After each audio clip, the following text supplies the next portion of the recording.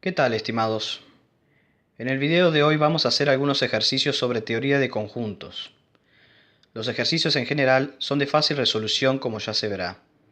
Tienen como objetivo comprender y aplicar los conceptos aprendidos en el video teórico de este tema, el cual es necesario ver previamente. Les dejaré el link para que puedan verlo. Bien, vamos a empezar. El ejercicio 1. Con este primer ejercicio vamos a repasar las formas de enunciación de conjuntos. La letra dice: dado el conjunto A de los pecados capitales, parte A, defina A por extensión. Parte B, defina A por comprensión.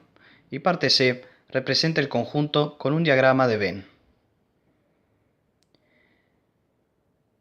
Bien, el conjunto que tenemos que enunciar es el que tiene por elementos los pecados capitales. En este caso vamos a considerar la clasificación más aceptada y difundida, que contempla en total 7 pecados, a saber, gula, lujuria, envidia, orgullo, codicia, pereza e ira. Pues bien, la parte A nos pide definir el conjunto por extensión.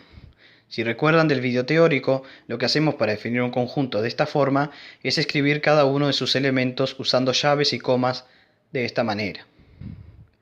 A es un conjunto que contiene los elementos que aparecen entre llaves, separados por comas. La parte B pide definir el mismo conjunto por comprensión. Para hacerlo, debemos apelar a una característica en común de los elementos pertenecientes al conjunto.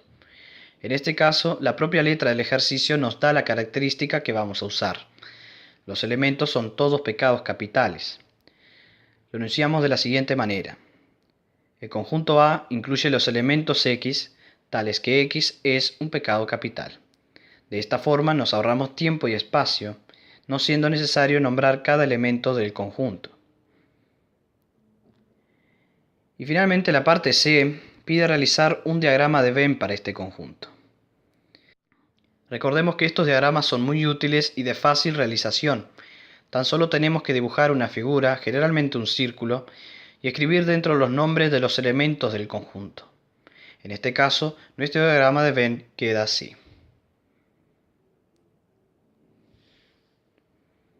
Bien, pasemos al siguiente ejercicio.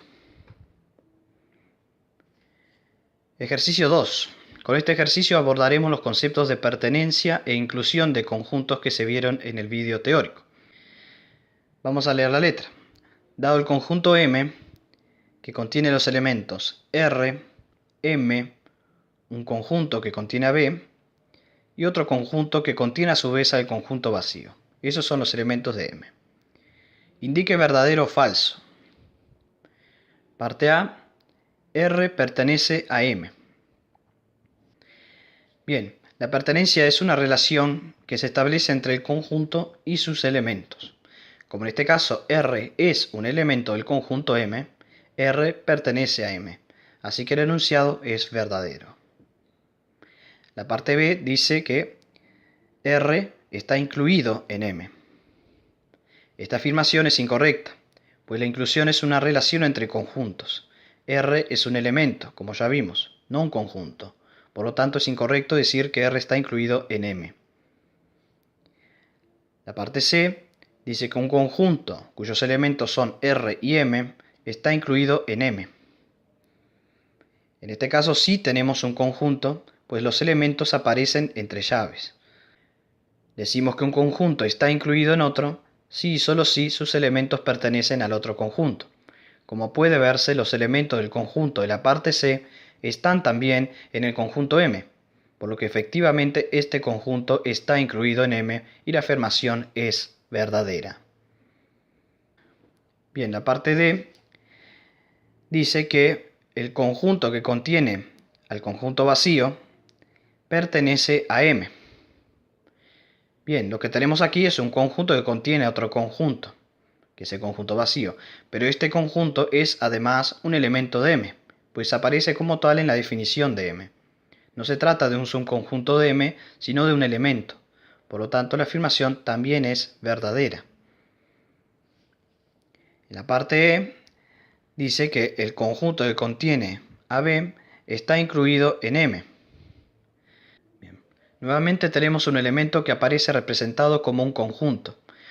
De todas formas, a los ojos de M, el conjunto que contiene solamente a B es uno más de sus elementos, por lo que si bien pertenece a él, no está incluido en él. Es un elemento, no es un subconjunto. Luego la afirmación es falsa. Si tomáramos un conjunto como el que acaba de surgir en pantalla, es decir, un conjunto que incluya el elemento en discusión, entonces sí podríamos decir que estamos ante un subconjunto de M. La parte F dice que el conjunto vacío está incluido en M. Esta afirmación es verdadera. Si recuerdan del video teórico, el conjunto vacío es un subconjunto de cualquier conjunto. Cuidado aquí, que no es subconjunto porque aparezca entre los elementos, sino porque, por definición, este conjunto especial está incluido en todos los conjuntos que se les ocurra, incluso en sí mismo. Bien, veamos la parte G. El conjunto vacío pertenece a M. El conjunto vacío no es un elemento de M. Lo que aparece como elemento, es decir, el cuarto elemento de M, es un conjunto cuyo único elemento es el conjunto vacío. Eso no es lo mismo que el conjunto vacío como tal. La afirmación entonces es falsa. Parte H dice que un conjunto que tiene por elementos R, M, B está incluido en M. Esta afirmación también es falsa, pues nos presenta un conjunto que posee dos elementos que están efectivamente en M, pero un tercero que no lo está. El elemento B no es elemento de M. Lo que sí es elemento de M es un conjunto que contiene a B, y eso no es lo mismo. Es decir, esto no es igual a esto. Muy bien. Aquí tienen la resolución, la propia resolución del ejercicio 2, con una brevísima explicación o justificación de cada uno de los resultados. Pasemos ahora al ejercicio 3. El ejercicio 3 pide escribir todos los subconjuntos de A. A es un conjunto que tiene por elementos X, Y y Z. Pues bien, vamos a hacerlo. En el video teórico vimos que existe un conjunto especial llamado potencia, o conjunto de las partes, que es el conjunto que tiene por elementos a todos los subconjuntos de un conjunto dado. Así que vamos a usar el conjunto potencia para enunciar todos los subconjuntos del conjunto A. Un subconjunto del conjunto A contendrá necesariamente elementos de A o será el conjunto vacío, el cual es subconjunto de cualquier conjunto. Así que vamos a escribir todos los conjuntos que se nos ocurra que cumplan con las condiciones recién mencionadas. Podemos escribir que la potencia de A es un conjunto que posee como elementos los siguientes subconjuntos de A: conjunto de X, conjunto de Y, conjunto de Z, conjunto de X e Y, conjunto de X y Z, conjunto de Y, Z, conjunto de X y Z, es decir, el propio conjunto, y finalmente el conjunto vacío. El conjunto X y Z también se incluye, ya que todo conjunto es subconjunto de sí mismo. Para verificar que hemos escrito todos los subconjuntos de A, es decir, que no nos falta ninguno, podemos utilizar la regla del cardinal del conjunto potencia vista en el teórico. El cardinal del conjunto potencia, o sea, el número total de subconjuntos de un conjunto, es igual a 2 elevado a la n, donde n es el número de elementos del conjunto en estudio. En este caso, n es igual a 3, por lo que debemos tener 8 elementos en nuestro conjunto potencia. Si los contamos, veremos que efectivamente son 8. Luego, el ejercicio está terminado. Bien, vamos al siguiente. El ejercicio 4 es un ejercicio muy corto. Básicamente es una pregunta. ¿Cómo se relacionan los conjuntos? Conjunto vacío, un conjunto que contiene al 0 solamente, y un conjunto que ya habíamos visto, el conjunto que contiene al conjunto vacío. Bueno, en primer lugar es necesario señalar que estos conjuntos son diferentes. El primero es el famoso conjunto vacío, que no contiene elementos en su interior. El segundo es un conjunto que tiene un elemento, el 0. Y el tercero es un conjunto que posee por único elemento al conjunto vacío. Es decir, el último no es un conjunto vacío. Esto pueden intuirlo mejor si piensan, por ejemplo, en conjuntos como si fueran bolsas. El conjunto vacío es una bolsa vacía. Pues bien, el tercer conjunto es una bolsa que contiene otra bolsa en su interior, por lo que no está vacía. Dicho esto, podemos decir entonces que el primero es un conjunto vacío, mientras que los otros dos no lo son. El segundo conjunto tiene un elemento que es el 0 y el tercer conjunto también tiene un elemento que es el conjunto vacío. Podemos decir también que el conjunto vacío está incluido en los tres conjuntos, porque el conjunto vacío está incluido en todos los conjuntos, es decir, es subconjunto de todo conjunto. Y finalmente podemos relacionarlos de esta forma. Podemos decir que el conjunto vacío pertenece al tercer conjunto que se nos da, pues es su único elemento. Bien, pasemos al siguiente, el ejercicio 5. Defina por comprensión el conjunto vacío. Un ejercicio que se asemeja un poco a los del ejercicio 1. La diferencia es que en este caso tenemos un conjunto especial, el conjunto vacío. Para definirlo por extensión simplemente escribimos dos llaves, como se muestra. Dos llaves que no contienen nada en su interior. Ya para el enunciado por comprensión, que es lo que se nos pide, será necesario usar una característica que no pueda ser cumplida por ningún elemento. Por ejemplo, conjunto vacío es el conjunto de los x, donde cada x es un número menor que 10 y mayor que 15. No existe ningún número que cumpla esas dos condiciones, es decir, que sea menor que 10 y mayor que 15. Por lo tanto, es evidente que ese conjunto que acabamos de definir no va a tener ningún elemento. Por lo tanto, es una expresión del conjunto vacío. Otro ejemplo que les propongo es el conjunto de las x, tales que x es un entero impar y x más x también lo es. Es evidente que si ustedes tienen un entero impar x y le suman el mismo entero impar x, necesariamente el resultado tendrá que ser un entero par. Por lo tanto, nuevamente tenemos un conjunto que no tiene elementos, pues no hay ningún entero que cumpla esa condición. El tercer ejemplo que les propongo dice que el conjunto vacío es el conjunto de los x, donde cada x es una momia viviente, literalmente. Como pueden ver, la condición imposible, digamos, la característica imposible, no tiene necesariamente que ser matemática, puede ser de cualquier tipo. Sabemos que no hay momias vivientes, por lo tanto el conjunto es vacío. Bueno, pasemos al ejercicio 6. Este es el último. Vamos a utilizar las operaciones entre conjuntos vistas en el teórico. Y además introduciremos alguna operación complementaria. Hagamos lectura del ejercicio. Sean los conjuntos A, cuyos elementos son L, M y N, B, cuyos elementos son A, B, C y D, y C, cuyos elementos son C, M, O y P.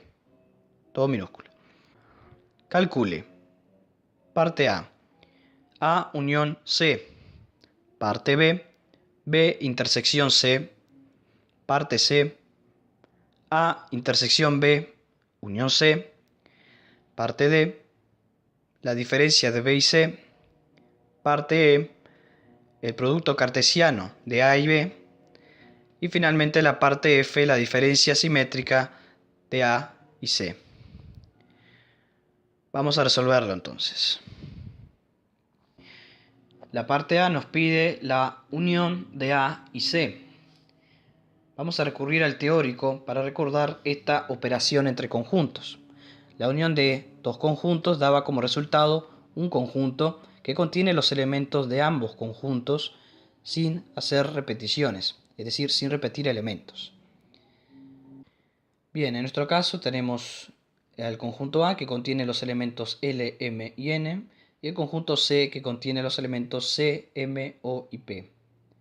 Como pueden ver, A y C comparten un elemento, que es el elemento M. Por lo tanto, ese elemento tiene que ir una sola vez en la unión, no puede repetirse a pesar de que aparece dos veces en los conjuntos. Por lo tanto, la parte A unión C, nos queda un conjunto que contiene a los elementos L, M, N, C, O y P. La parte B nos pide hallar la intersección de B con C. Vamos a recurrir nuevamente al teórico para recordar qué era la intersección. La intersección de dos conjuntos es un conjunto que se forma a partir de los elementos que están tanto en el primer conjunto como en el segundo conjunto. Muy bien, en nuestro caso nos pide la intersección de B y C, es decir, los elementos comunes a B y C. Si observamos los dos conjuntos, podemos ver que hay solamente un elemento que está tanto en B como en C. Ese elemento es la letra C. Por lo tanto, la intersección de B con C es un conjunto que contiene un solo elemento, la letra C. Muy bien, la parte C nos pide hallar la intersección de A con B y luego hallar la unión del conjunto resultante con el conjunto C. Hacemos primero entonces lo que está entre paréntesis y después la operación de unión con C. Bien, la intersección de A y B son los elementos que son comunes a A y B. En nuestro caso, si nos fijamos en A y en B, no hay elementos que compartan ambos conjuntos, es decir, los elementos que contiene A son todos distintos a los elementos que contiene B. Por lo tanto, la intersección es el conjunto vacío, es decir, un conjunto que no tiene elementos. Hallada entonces la intersección de A con B, tenemos que ahora hacer la unión con C. Si recuerdan, había una propiedad, una de las propiedades de unión, que decía que la unión de un conjunto con el conjunto vacío, que es justamente el caso que nos ocupa, es igual al conjunto. En nuestro caso entonces nos queda la unión entre el conjunto vacío y el conjunto C. Eso es igual al conjunto C. Por lo tanto, toda esa operación, la operación de la parte C, nos queda un conjunto que es igual al conjunto C. Es decir, un conjunto que tiene por elementos a M, a C chica, a O y a P. Bien, la parte D nos pide hallar la diferencia de B con C. Vamos otra vez a recurrir al teórico. La diferencia entre un primer conjunto y un segundo conjunto, recuerden que aquí el orden es relevante, es un conjunto que contiene los elementos del primer conjunto que no están en el segundo conjunto. En nuestro caso nos pide la diferencia de B y C, es decir, nos pide enunciar un conjunto que tenga por elementos los elementos de B que no están en C. Si nos fijamos en B y en C, podemos ver que comparten un solo elemento, como ya habíamos visto, el elemento C. Por lo tanto, tenemos que enunciar todos los elementos de B que no aparecen en C. El único elemento de B que sí aparece en C es C chica. Por lo tanto, podemos enunciar el conjunto de diferencia como el conjunto que contiene los elementos A, B y D. A C chica no lo incluimos porque aparece en el conjunto de C grande. La parte E nos pide calcular el producto cartesiano de A con B. Si recordamos el teórico, el producto cartesiano entre dos conjuntos era el conjunto de todos los pares ordenados que se podían generar a partir de los elementos de esos dos conjuntos. De forma que el primer componente de cada par sea un elemento del primer conjunto enunciado y el segundo componente un elemento del segundo conjunto. Es decir, aquí también nos importa el orden. En este caso, el elemento que vaya en primer lugar en cada par ordenado va a ser un elemento de A, porque es el que aparece primero en la expresión del producto cartesiano. Y el segundo elemento siempre va a ser un elemento de B. Entonces hacemos todas las combinaciones posibles de los elementos de A con los elementos de B, teniendo en cuenta que siempre el primer elemento del par ordenado tiene que ser de A y el segundo elemento del par ordenado tiene que ser de B, y podemos generar un conjunto de pares ordenados como el que aparece en pantalla. Eso es el producto cartesiano de A con B. Bien, si recuerdan, en el ejercicio había además una parte F que seguramente les habrá llamado la atención. Esta es la operación complementaria que había mencionado, la cual no tuve en cuenta en el video teórico y por eso decidí introducirla en este ejercicio. Se trata de la diferencia simétrica. La operación, que se representa con el símbolo delta, da como resultado un conjunto que tiene por elementos a los elementos de A y los de C, exceptuando aquellos que pertenecen a ambos. Esto es lo mismo que decir que la diferencia simétrica es la diferencia entre la unión de A con C y la intersección. O sea, contiene los elementos de la unión, pero no los elementos de la intersección de los conjuntos. En este diagrama de Venn aparece representado en amarillo el conjunto solución de esta operación. Bien, ahora sí estamos en condiciones de resolver la parte F. El conjunto A contenía los elementos L, M, N. El conjunto C contenía elementos M, O, P y C. Como pueden ver, comparten un elemento, que es la letra M. Entonces, ese es el elemento que forma parte, digamos, de la intersección de A con C. Es el elemento que tenemos que obviar, evitar, excluir de la expresión de la diferencia simétrica. Escribimos entonces la diferencia simétrica como un conjunto que contiene todos los elementos de A y los elementos de C, es decir, los elementos de la unión de A con C, exceptuando el elemento M que forma parte de la intersección de A con C. Eso es la diferencia simétrica de A y C. Y así terminamos con los ejercicios de este video. Si tienen consultas, no duden en utilizar la caja de comentarios. Es probable que en el futuro realice algún otro video sobre este tema con algunos ejercicios más complejos. Sin más que agregar, nos vemos en un próximo video. Hasta pronto.